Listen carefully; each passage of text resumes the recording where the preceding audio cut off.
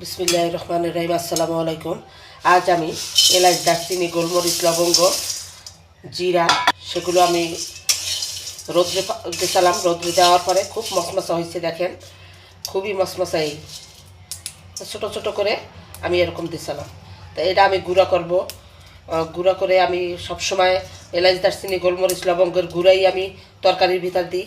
যেটাই লাগে আস্ত দেওয়া সেটাই আমি আস্ত দিই। আজ আমি মশলা কীভাবে গুঁড়ো করব ব্লেন্ডারে, আপনারা সেইটা দেখবেন। খুবই সুন্দর একটা ঘেরান আসবে, সেই জন্য আমি এখন মশলাগুলো ভাজিয়ে নিচ্ছি। এলাচ, দারচিনি, গোলমরিচ, লবঙ্গ আমি রোদে রাখছি। রোদে রাখার পরে মশমশা হয়ে গেছে, এখন আবার আমি ভাজিয়ে নিচ্ছি। ভাজা এলাচ, দারচিনি, গোলমরিচ, লবঙ্গ তরকারিতে দিলে ঘেরান আসে এবং ঝোলও ঘন হয়, খেতেও মজা লাগে। আপনারাও এইভাবে মশলা গুঁড়ো করে তারপরে তরকারির ভিতরে দেবেন। এই দেখেন এলাচ, দারচিনি, গোলমরিচ, লবঙ্গ আমি কীভাবে ভাজতে নিচ্ছি, এভাবে আপনারাও খাবেন। আমি সবসময় এইটাই খাই। ব্লেন্ডারে গুঁড়ো করে রেখে দিলে অনেক দিন খাওয়া যায়। এখন আমি জিরা দিয়ে দিচ্ছি।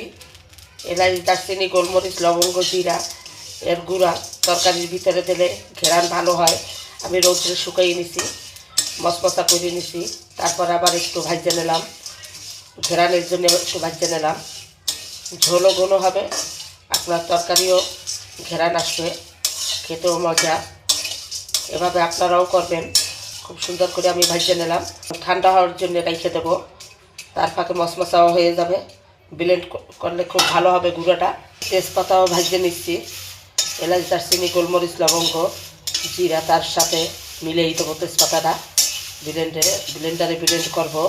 এলাচ, দারচিনি, গোলমরিচ, লবঙ্গ, জিরা সেটা আমি এখন ব্লেন্ডারে দিয়ে দিচ্ছি। অর্ধেক পরিমাণ দিয়ে দিলাম। তেজপাতা কাইটা ভাজছি সেগুলো দিয়ে দিলাম।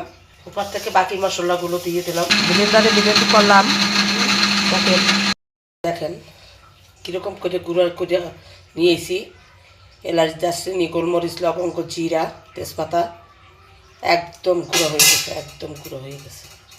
দেখেন আপনারাও এভাবে করবেন, মশলা করে তারপরে তরকারির ভিতরে দেবেন। দেখবেন ফ্লেভারটা কীরকম আসে। লাইক করবেন, কমেন্ট করবেন, শেয়ার করবেন। আল্লাহ হাফেজ।